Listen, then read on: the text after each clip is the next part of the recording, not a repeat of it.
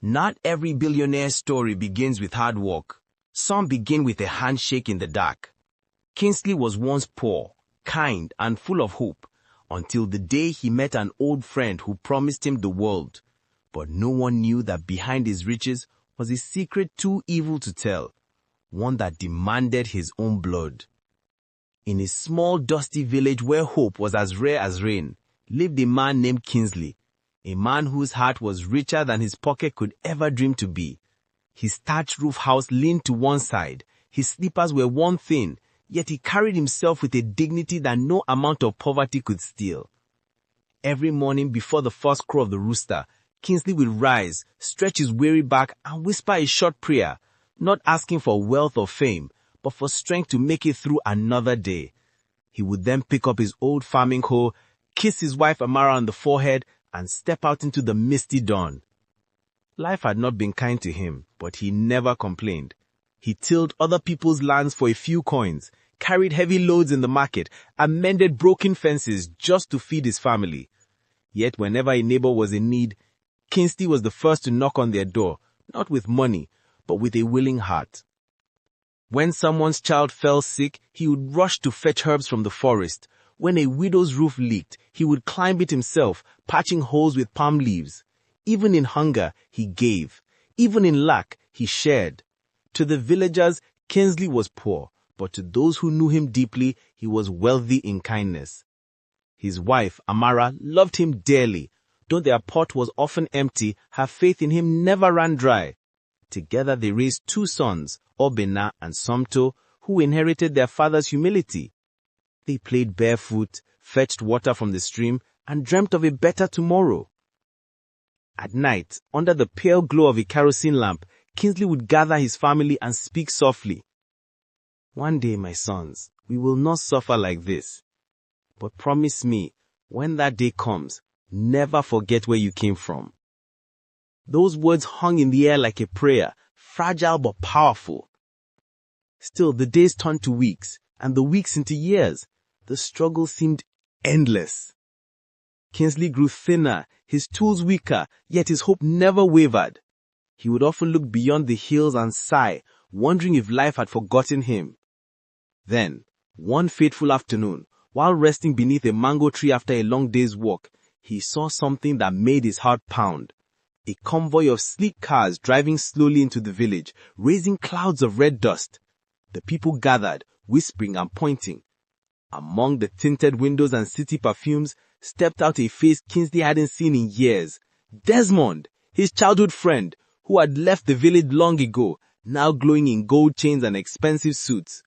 Kinsley's destiny was about to take a turn, one that would lift him beyond his wildest dreams, but bury his soul in secrets darker than night.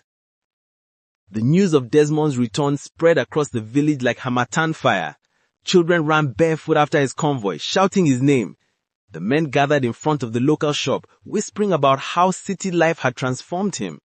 Gold glistened on his wrists, his perfume filled the air, and his smile carried the confidence of a man who had seen things beyond the hills. Kinsley stood at a distance, his whole resting on his shoulder, staring in disbelief. It was indeed Desmond, his childhood friend, the same boy who once shared roasted corn with him under the mango tree, the same boy who used to dream of escaping the village poverty. But now, Desmond looked like he had bought the word and kept the receipt. When their eyes met, Desmond's face broke into a wide grin. "Ah, Kinsley, my brother, you still here?" he said, stepping forward and hugging him tightly. Kinsley forced a smile, feeling both happiness and shame. Desmond's watch alone looked more expensive than his entire house. The 2 men sat under the tree and talked for hours. Desmond spoke of the city, of tall buildings, endless money and opportunities waiting for those who were bold enough to take them. His words painted pictures in Kinsley's mind of comfort, wealth, and pride. "Kinsley, you suffered enough," Desmond said, leaning closer. "I can help you. I can make you rich.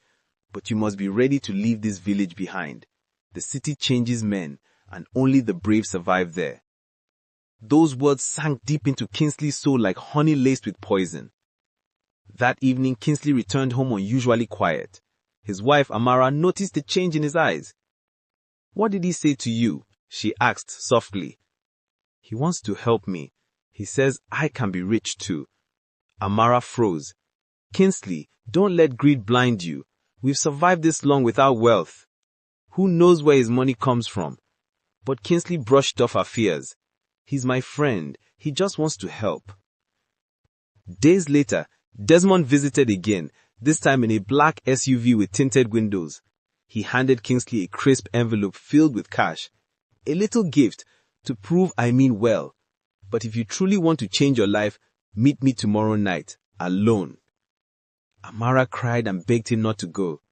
"Something about this doesn't feel right. Kinsley, you are not desperate. You are just tired. Don't sell your peace for promises." But her words fell on deaf ears. That night, Kinsley lay awake staring at the ceiling as Desmond's words echoed in his head. Only the brave survive there. By dawn, he made his choice. With his small bag and trembling hands, he kissed his sleeping sons, whispered a prayer, and walked out into the pale morning fog. He didn't know that every step he took towards that black car was a step away from everything pure in his life. And from that moment, Kinsley was never the same again. The night Kinsley left was colder than usual. The moon hid behind thick clouds, as if ashamed to witness what was about to happen. Amara stood by the doorway, clutching her wrapper tightly, tears streaming down her face. She watched her husband disappear into the darkness, swallowed by the hum of Desmond's car. That sound echoed in her ears long after the taillights vanished. Days passed, then weeks, then months. At first, she waited patiently, praying, fasting, hoping that her husband would return with good news. But as the silence stretched longer, her faith began to crumble like dry clay. The villagers started talking. "Amara, forget that man," one woman whispered at the stream. "He has joined bad people." I heard they used him for money rituals. That's his friend Desmond. No one knows where he got his wealth from." Each rumor pierced Amara's heart like a blade. Her sons, Ubina and Somto, grew thin and quiet. Every time someone mentioned their father, they turned away in silence. The laughter that once filled their home became replaced with whispers and prayers. But then, everything changed. One hot afternoon, a group of villagers gathered around a small television at the local bar. The screen flickered, and a familiar face appeared, dressed in fine suits, shaking hands with governors and business tycoons. The caption below read, "Kinsley Ume, billionaire entrepreneur and philanthropist." The crowd gasped. "Kinsley! Our Kinsley!" Amara dropped the basket in her hands, her knees weak. She rushed closer, her eyes wide with disbelief. There he was, her husband, smiling confidently, speaking in English that sounded strange and foreign. But what cut deepest wasn't that he had become rich. It was that he never came back for them. Soon, news spread like wildfire. Kinsley had built mansions in the city, bought hotels, and donated millions to orphanages. Yet, not once did he send a letter, make a call, or visit his family. When Amara finally found the courage to travel to the city with her sons, she was stopped at the gate of a grand mansion by security men. "Madam, who are you looking for?" one guard asked coldly. "I'm his wife. Tell Kinsley his wife Amara is here."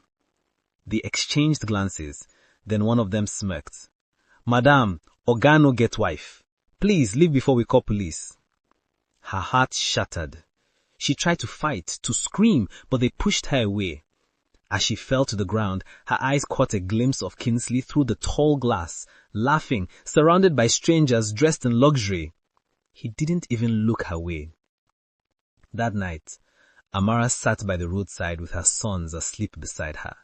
She stared at the mansion lights fading into the distance and whispered, "Whatever he became, it is not my Kinsley anymore." But deep within her heart, a chilling question began to grow. What exactly did Desmond make him do to become this rich? A question that sooner than later the whole village would seek to answer. The news spread faster than lightning.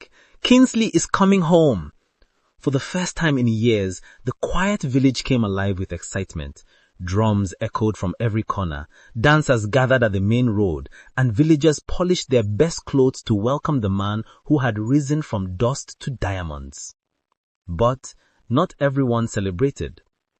Amara stood quietly in front of their old mud house, her sons beside her. Her heart pounded, not from joy, but from confusion and pain. She had seen the man Kinsley had become on television. His smile looked practiced, his eyes hollow. Still, a part of her hoped that maybe, just maybe, the man she once knew would remember the love they shared. But then, the sound came. A roar of engines rolled into the village. A convoy of black SUVs rolled into the village, raising red dust into the air. The villagers cheered and waved, chanting his name. From the middle car stepped Kinsley, dressed in a spotless white suit, gold watch glittering under the sun. His face looked sharper, colder, like a man carved from marble. "Ah, Oga Kinsley, our own billionaire," the people shouted, clapping and bowing. He smiled slightly, nodded, and began spraying bundles of cash into the crowd. Children fought over the notes. Women screamed in excitement. Everywhere was chaos. But Kinsley's eyes never searched for his family. Amara pushed through the crowd, tears filling her eyes.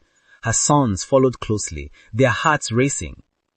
When she finally reached him, she dropped to her knees in front of him. "Kinsley, it's me, Amara, your wife. These are your sons." The crowd fell silent. Everyone turned around. Kinsley's guards immediately stepped forward, blocking her path. "Oga, should we remove her?"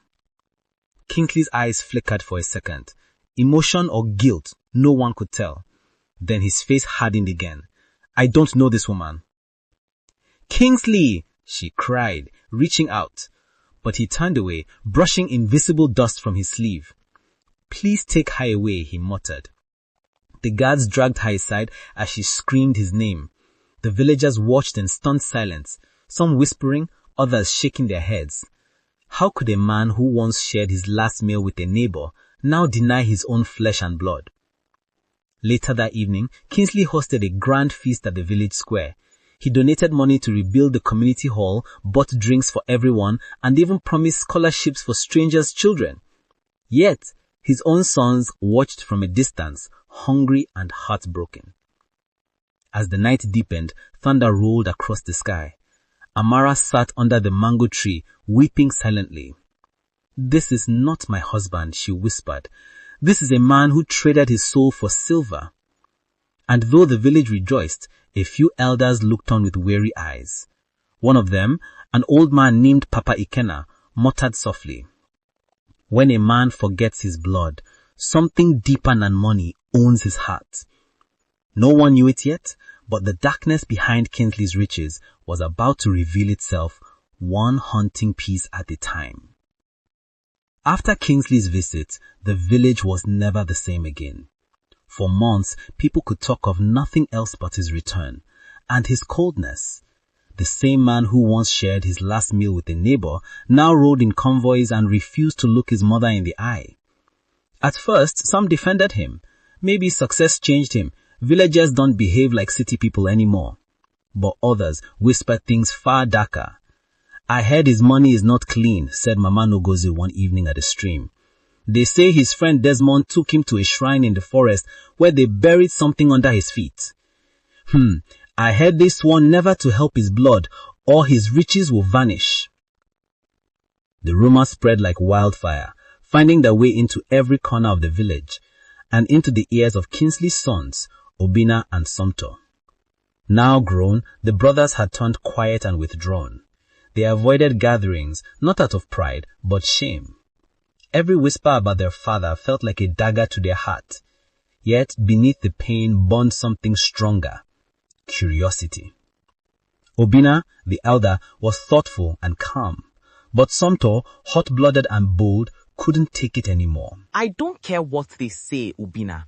I want to know the truth," he said one evening, staring into the dying fire. Maybe Papa is under a spell. Maybe he wants to help but can't. Obina sighed. And if the rumors are true, if he really traded us for his wealth, Somto's fists tightened. Then he'll face what he created. That same night, lightning flashed across the sky, followed by deep thunder. The brothers decided they would travel to the city and find their father. But before they left, something strange happened. An old man, Papa Ikena, called them to his hut. His wrinkled face was serious, his voice trembling with warning. "My sons," he said slowly, "your father's riches came from a place no light should touch. The night he left this village, he was taken to a shrine deep in the forest, one that demands blood for every blessing. Be careful where your curiosity leads you. Evil doesn't like being watched." The brothers exchanged glances, their hearts pounding. As they prepared for their journey, strange signs began to follow them. Crows circling their roof at dawn, footsteps outside their window at midnight, and a thick, heavy silence that hung over their home. Amara, now weak and weary, begged them not to go. "Let the past stay buried. If you dig too deep, you may not like what you find." But it was too late. Obina and Somto had made up their minds. As they stepped out into the night, the moon hid behind the clouds once more, just as it had the day their father left. And somewhere far away in his mansion, filled with gold and glass, Kinsley awoke suddenly from sleep, sweating, trembling, as if he felt someone walking straight into the darkness he had long buried. The night was thick with silence. The moon hung low, casting silver lines across the sleeping city. Inside a vast mansion on the outskirts, Kinsley sat alone in his study. The same man who once tilled the soil, now surrounded by portraits, luxury, and emptiness. But outside, hidden behind the tall fence and the shadows of trees, his eldest son Obina crouched, heart racing. He had followed his father from the village after hearing whispers that Kinsley always disappeared at midnight, always to the same destination. And tonight, he was going to find out where. At exactly 12:03 a.m., Kinsley's black SUV rolled quietly out of the compound. Obina jumped on his motorcycle, keeping his distance. The road grew narrower, darker, leading deep into the forest, where even the crickets fell silent. Finally, the car stopped before a huge abandoned mansion covered in vines. Strange red lights flickered from within. Obina crept closer, his breath fogging in the cold air. Then he heard it, the chants. Low, heavy voices echoing in a language he couldn't understand. The air smelt of incense and blood. Through a crack in the wall, Obina saw his father kneeling before a massive black statue, its eyes glowing faintly, its hands stretched toward him, and beside him stood Desmond. "You have done well, Kinsley," Desmond's voice thundered. "Your wealth continues to multiply because you have obeyed. But remember, your bloodline must remain poor. The moment you give to them, the covenant breaks. You will lose everything, including your life." Kinsley bowed his head, trembling. "Yes, I remember." Obina's heart nearly stopped. He covered his mouth to silence his gasp. His father, his own father, had exchanged their lives for riches. He stepped back, his body shaking. A twig snapped beneath his foot. The chant stopped. "Who's there?" Desmond barked. Torches flared to life. Obina fled into the night, branches tearing his shirt, his breath ragged. Behind him, voices shouted and footsteps thundered. By the time he reached the main road, he was drenched in sweat and tears. He had seen enough to know the truth. Their father's soul was chained by a curse no wealth could hide. And deep in the forest, Kinsley stood frozen, realizing that someone had finally uncovered the secret he had buried in blood. The peaceful night in the village was suddenly torn apart by chaos. The crowd had gathered earlier that evening when Kinsley's eldest son, Tunde, confronted him before everyone. His voice trembled but carried a force that pierced through the murmuring crowd. "Father, how long will you keep lying to us? We know the truth. We know where your wealth came from." Gasps filled the air. Kinsley froze. His eyes widened as if he had seen a ghost. Sweat rolled down his trembling hands. What are you talking about?" he stammered. His voice barely escaped his throat. But Tunde didn't stop. "You sold your bloodline for riches. You gave up your family's destiny for gold that doesn't shine in heaven." The villagers looked at each other in shock. Some whispered prayers. Others backed away frightened that a curse might linger in the air. Kinsley staggered backwards, clutching his chest. His bodyguards rushed toward him, but his knees gave way. He collapsed to the ground, gasping as if invisible hands were choking him. That night, Kinsley was taken to his mansion, but peace did not return. His dreams became torment. He saw shadows dancing around his bed, whispering, mocking, laughing. He saw Desmond, his old friend, emerging from the darkness with red eyes and a cruel grin. "You broke the oath, Kinsley. You let your blood speak the truth. You exposed the secret that binds your soul." Kinsley tried to shout, but no sound came out. His throat felt sealed. He watched as Desmond's shadow stretched across his room, twisting like a serpent. "You thought you could escape the covenant? No one escapes the death of blood." By morning, strange things began happening. His business empire, once untouchable, started collapsing overnight. Accounts were frozen, contracts cancelled, and his business partners withdrew without explanation. The media began reporting scandals, some of which were untrue, but spread like wildfire. His mansions became silent halls of sorrow. His servants fled, claiming they heard cries in the hallways at midnight. His cars refused to start. His gold turned dull. Even his reflection in the mirror began to fade, as though his very existence was being erased. Meanwhile, Desmond was seen around town for the first time in years, driving the same flashy car, smirking as if nothing had happened. But his eyes were colder, lifeless. Rumors spread that Desmond had come to claim what was left of Kinsley's soul.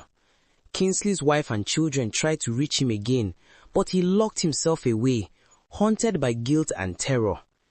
Each night, he heard Desmond's whisper closer and closer. "You fed from blood that was never yours. Now the blood is calling you home." By the seventh night, thunder roared across the sky without rain. A scream echoed from Kinsley's mansion, sharp, piercing, and final. The villagers said the curse had been unleashed, and Kinsley, the once called Billionaire, had finally paid the price of his betrayal.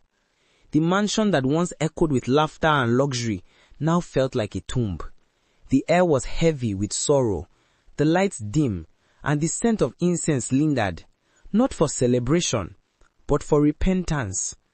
Kinsley lay weak on his grand bed, his skin pale, his voice frail. The once mighty Billionaire who had commanded respect and fear across the land was now a shadow of himself, trembling, broken, and haunted. Word spread quickly that Kinsley was dying. At first, no one believed it. The man who once seemed invincible, now counting his final breaths. But his wife, Ada, and their children came nonetheless. For years they had carried pain and humiliation in silence, and yet, when they saw him lying there, tears came without command. No matter what he had done, he was still their father, their husband. Kinsley's eyes flickered open when he heard their sobs. His lips trembled as he tried to speak. "Ada, my children." Tuni stepped forward, still bitter, still angry, but torn inside. "Why did you do it, father? Why did you choose gold over us?" A tear rolled down Kinsley's cheek. He said, "Because I was blind. I wanted to escape poverty so badly that I sold my peace. I sold you."